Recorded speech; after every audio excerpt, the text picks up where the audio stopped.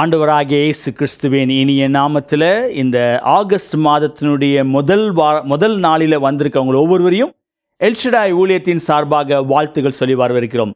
கடந்த 7 மாத காலமாய் தேவன் நம்மை அருமையாய் நடத்தி இந்த 8வது மாதத்தினுடைய முதல் நாளில் அவருடைய சமூகத்தில் வருவதற்கு தேவன் பாராட்டின கிருபைகளுக்காக என் தேவனை ஸ்தோத்திரிக்கிறேன். நீங்கள் அனைவரும் சுகமாக இருப்பீர்கள் என்று சொல்லி கிறிஸ்துவுக்குள்ளாக விசுவாசிக்கிறேன்.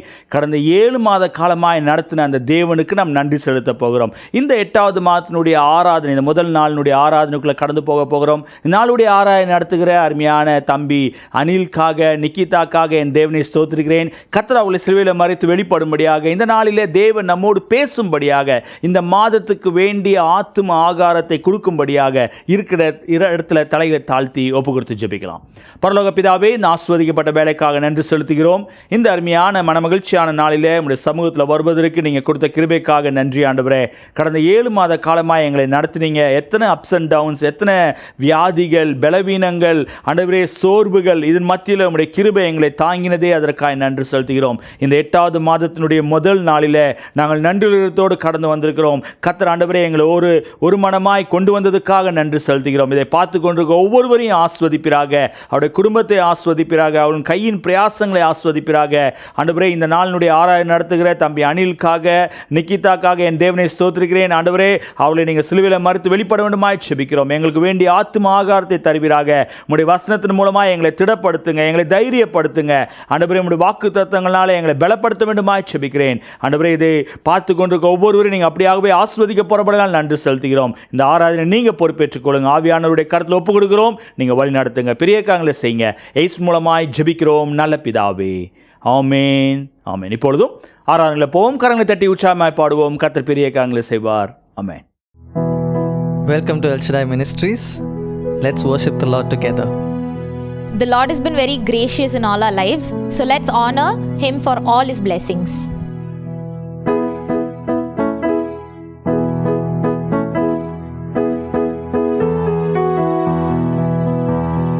Let's sing and honor, glory and power be unto the Ancient of Days.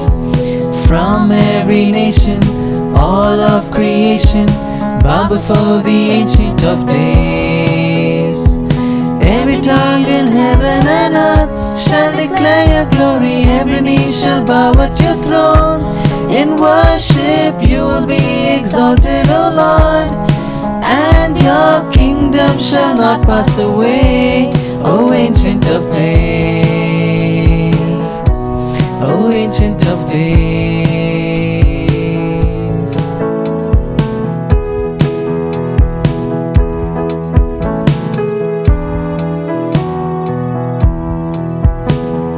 Blessing and honor, glory and power be unto the Ancient of Days.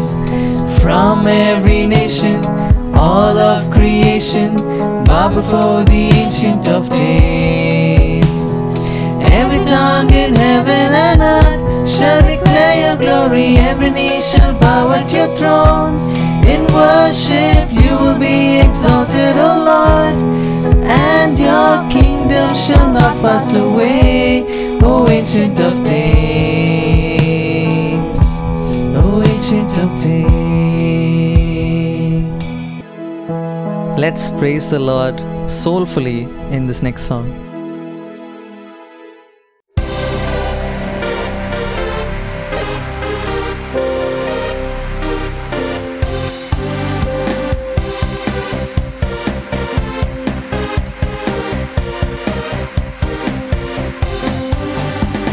ஆத்துமமே என் முழு உள்ளமே உன் ஆண்டவரை தொழுதேத்து, இந்நாள் வரை அன்பு வைத்தாதரித்த உன் ஆண்டவரை தொழுதேத்து.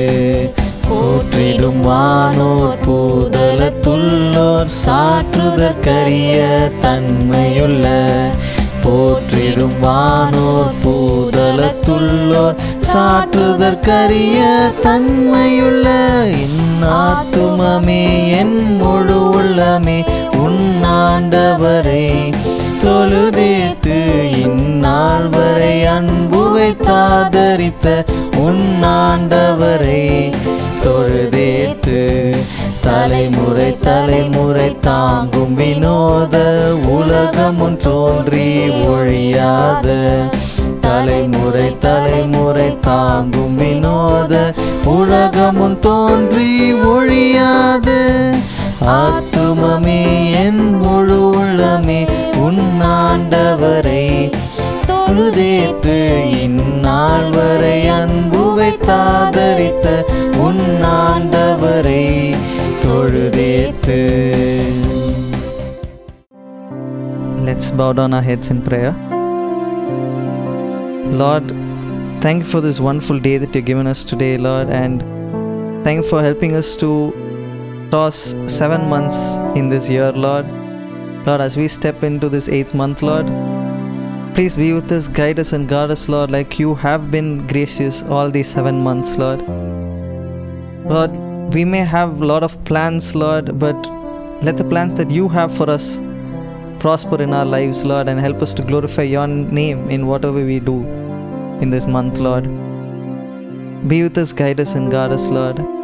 And Lord, as the message that is going to be for this month is going to be played next, Lord, help us to listen to the message, Lord, and help us to be able to take something fruitful from it, Lord, and help us to use that in our daily lives, Lord. In Jesus' name we pray. Amen. Praise the Lord. நல்ல ஒரு ஆராதனையில் பங்கு பெற்றோம்.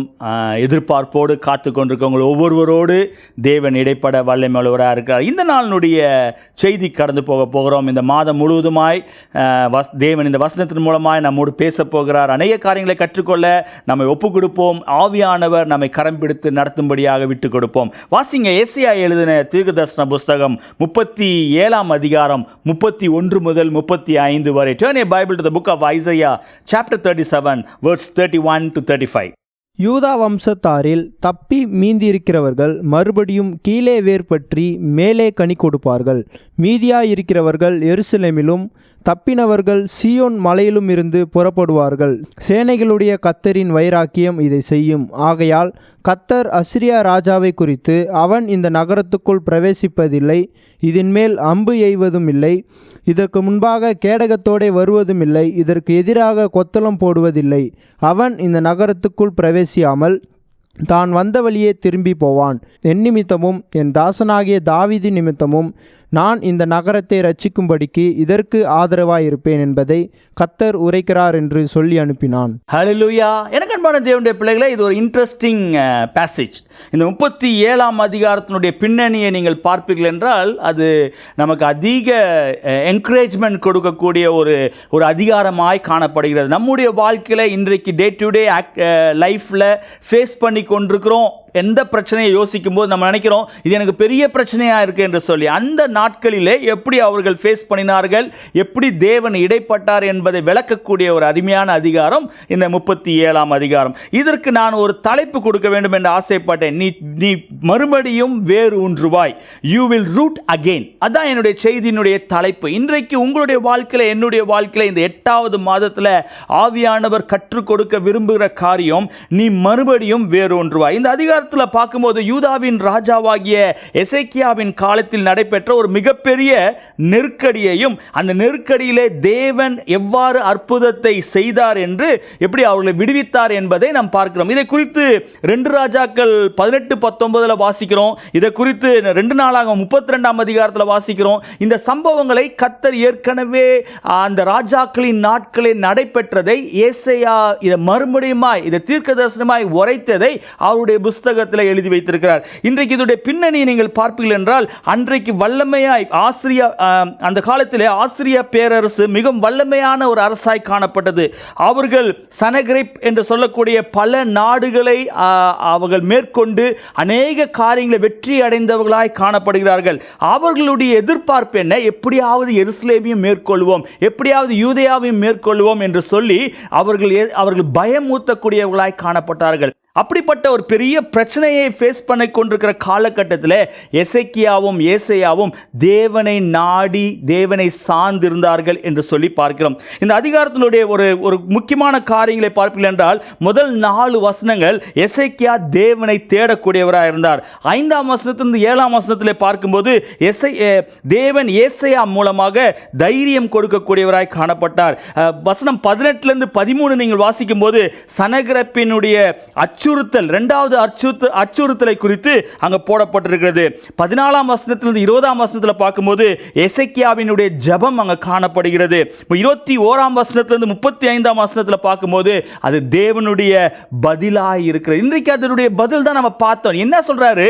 நீ சூழ்நிலையை பார்க்காத, அந்த சூழ்நிலைகளுக்கு மேலான இருக்கிற ஆண்டவராகிய என்னை நோக்கி பாரு, நீ மறுபடியும் வேரூன்றுவாய், நீ மறுபடியும் கட்டப்படுவாய் என்று சொல்லி அந்த ரெஸ்டோரேஷனை அவர் மறுபடியும் கன்ஃபார்ம் பண்ணுகிறதை பார்க்கிறோம். ஒருவேளை உடைந்து போனவளாய் இந்த 7 மாதங்கள் என் வாழ்க்கையில் எதுவுமே நடக்கலையே என்று சொல்லி யோசித்து குழப்பத்தில் இருப்பீர்கள் என்றால் உங்களை பார்த்து நான் உற்சாகப்படுத்த விரும்புகிறேன். நீங்களும் நானும் ஆராதிக்கிற தேவன் நம்முடைய ஜெபத்துக்கு பதில் கொடுக்கக்கூடியவராக இருக்கார். எசேக்கியா ஜெபித்தது மாத்திரமல்ல, எசேக்கியா தேவனிடத்தில் எல்லாவற்றையும் தெரியப்படுத்தக்கூடியவராய் காணப்பட்டார். ஏசாயாவின் மூலமாய் பேசும்போது ஏசாயா அதை தைரியமாய் தேவனிடத்தில் வெளிப்படுத்தக்கூடியவராக இருக்கார். இப்படியாக போட்டிருக்கிறேன். நெருக்கடி வந்தபோது எசேக்கியா ஆலயத்துக்கு சென்றார். மிரட்டல் வந்தபோது அதை தேவனுக்கு முன்பாக விரித்தார். பயம் வந்தபோது அவர் ஜெபித்தார். ஜெபித்த போது தேவன் பதிலளித்தார். தேவன் பதிலளித்த போது எதிரி தோற்கடிக்கப்பட்டான். எனக்கு அன்பான தேவனுடைய பிள்ளைகளே, இந்த சாப்டர் முழுவதுமா நீங்க படித்து பார்ப்பீர்கள் என்றால் அநேக விதங்களில் கர்த்தரை சார்ந்து இருந்தவர்களுடைய வாழ்க்கையினுடைய ஆசீர்வாதத்தை பார்க்கிறோம். அநேக மிரட்டல்கள் வரலாம், அநேக பயமுறுத்தல்கள் வரலாம், நமக்கு விரோதமாய் அநேக காரியங்கள் செயல்படலாம். அதெல்லாம் பார்த்து சோர்ந்து போயிடக்கூடாது. ஏனென்றால் நீங்களும் நானும் ஆராதிக்கிற தேவன் உங்களையும் என்னையும் பார்த்து சொல்கிறார், நீ வேறு ஒன்றுவாய், யூ வில் ரூட் அகெயின். அப்படின்னு என்ன அர்த்தம்? நீங்கள் அநேக புயல்கள் வந்து அநேக காரியங்கள் உங்கள் வாழ்க்கையில் அசைக்கப்பட்ட சூழ்நிலை ஏற்பட்டிருக்கலாம். ஒருவேளை அநேக இழப்புகளை நீங்கள் சந்தித்திருக்கலாம். ஒருவேளை சனகரிப்பை போல அநேக பேர் வந்து உங்களை பயமூர்த்தி இருக்கலாம். ஒருவேளை எல்லாமே முடிந்தது என்று சொல்லி நீங்கள் யோசித்திருக்கலாம். ஆனால் அப்படிப்பட்ட நேரத்தில் கர்த்தர் உங்களுக்கும் எனக்கும் கொடுக்கிற வாக்குத்தத்தம் என்ன என்றால், உன்னை நான் மறுபடியுமாய் வேரூன்றி அநேகருக்கு உன்னை ஆசீர்வாதமாய் வைப்பேன் என்று வாக்கு கொடுக்கிறார். அவர்கள் செய்த காரியம் என்ன? பிரச்சனைகளை பார்க்கவில்லை. பிரச்சனைகள் வந்தபோது அவர்கள் ஜெபிக்கக்கூடியவர்களாக இருந்தார்கள். மிரட்டல்கள் வந்தபோது தேவனுக்கு முன்பாக அதை விரித்து தேவனுக்கு முன்பாக அதை தெரியப்படுத்தக்கூடியவர்களாக இருந்தார்கள். நெருக்கடி வந்தபோது எசேக்கியா ஆலயத்துக்கு செல்லக்கூடியவர்களாக இருந்தார். நீங்களும் நானும் நெருக்கடி வந்தோடனே பசாம படுத்து தூங்கக்கூடியவர்களாக இருக்கிறோமா? எனக்கு இந்த பிரச்சனை வேண்டாம், எனக்கு இந்த ஏசப்பா வேண்டாம், எனக்கு இந்த போராட்டம் வேண்டாம் என்று சொல்லி சோர்ந்து போனவளாக இருக்கிறோம் என்றால் இந்த கால வேளையில் இந்த மாதத்தில் நீங்கள் கற்றுக்கொள்ள வேண்டிய காரியம், எப்பேற்பட்ட பிரச்சனை வந்தாலும் நான் ஆலயத்துக்கு செல்வேன். காரணம், அவர் என்னை வேரூன்றி அநேகருக்கு கனி கொடுக்கிற ஒரு வாழ்க்கையை வாழ உதவி செய்வார் என்ற நம்பிக்கை உங்களுக்கு உருவாக வேண்டும். கர்த்தருக்கு சித்தமானால் இந்த வசனத்துக்கீழாக இந்த மாதம் முழுவதுமாக நாம் செய்தியை கேட்க போகிறோம். கர்த்தருடைய கரத்தில் ஒப்பு கொடுப்போம். ஆவியானவர் நம்மை நடத்தும்படியாக, ஆவியானவர் நமக்கு போதிக்கும்படியாக இந்த மாதத்தில் நாம் உண்மையாகவே நம்முடைய வாழ்க்கையில் ஆவிக்குரிய வாழ்க்கையிலும் உலக பிரகாரமான வாழ்க்கையிலும் வேரூன்றி கனி கொடுக்கிற ஒரு வாழ்க்கை வாழ கர்த்தர் நமக்கு உதவி செய்வாராக. இருக்கிற இடத்துல தலைகளை தாழ்த்தி ஆவியானவர் கரத்தில் ஒப்பு கொடுத்து ஜெபிக்கலாமா? நல்ல ஆண்டவரே, இந்த அருமையான வேலைக்காக நன்றி செலுத்துகிறோம். ஆண்டவரே, நீங்கள் கொடுத்த வசனத்துக்காக நன்றி. ஆண்டவரே, நாங்கள் வேரூன்றி கனி கொடுக்கக்கூடியவளாய் அநேகருக்கு ஆசீர்வாதம் உள்ளவளாய் இருக்க உதவி செய்யுங்க. எங்களுடைய சூழ்நிலைகள், எங்களுடைய பிரச்சனைகள், எங்களுடைய வேதனைகளை பார்த்து நாங்கள் சோர்ந்து போகாதபடி நாங்கள் ஆலயத்துக்கு செல்லக்கூடியவளாக, உடைய சமூகத்தில் ஏறெடுக்கக்கூடியவளாக, ஜெபிக்கக்கூடியவளாக, ஆண்டவரே மிரட்டல்களையோ உருட்டல்களையும் பார்த்து நாங்கள் பயந்து விடாதபடி கர்த்தர் எங்களுக்காக யுத்தம் செய்கிறார் என்ற எதிர்பார்ப்போடு வசனத்தை நம்பி ஓட உதவி செய்ய வேண்டுமா ஜெபிக்கிறேன். இதை பார்த்து கொண்டிருக்க ஒவ்வொருவரையும் அப்படியாகவே ஆசீர்வதிப்பீராக. அவர்களுடைய உள்ளான மனுஷனை பலப்படுத்துங்க. ஆவிக்குரிய வாழ்க்கையில வேரூன்றி அநேகருக்கு ஆசீர்வாதம் நிறுத்த வேண்டுமா ஜெபிக்கிறேன். அப்படியாக செய்யப்படப்படினாலே ஸ்தோத்திரம். எல்லா துதி கன மகிமை ஒருவருக்கே செலுத்துகிறோம். இயேசு மூலமாய் ஜெபிக்கிறோம் நல்ல பிதாவே. ஆமென், ஆமென். என் ஆத்துமாவே கர்த்தரை ஸ்தோத்திரி, என் முழுமே அவருடைய பரிசுத்த நாமத்தை ஸ்தோத்திரி. என் ஆத்துமாவே கர்த்தரை ஸ்தோத்திரி, அவர் செய்த சகல உபகாரங்களையும் மறவாதே. ஆமென். கர்த்தராகிய இயேசு கிறிஸ்துவின் கிருபையும் பிதாவாகிய தேவனுடைய அன்பும் பரிசுத்த ஆவியானவருடைய அன்பின் ஐக்கியமும் நம் அனைவரோடும் கூட இப்பொழுதும் எப்போதும் சதாகாலம் இருப்பதாக. ஆமென். ஹல்லேலூயா. கர்த்தர் உங்களை ஆசீர்வதிப்பாராக. ஸ்கிரீனில் வருகிற வாட்ஸ்அப் நம்பரில் ஜெப குறிப்பு இருக்கும் என்றால் தெரியப்படுத்துங்க. உங்களுக்காக ஜெபிக்க நாங்கள் ஆயத்தமாக இருக்கிறோம். கர்த்தர் உங்களை ஆசீர்வதிப்பார்.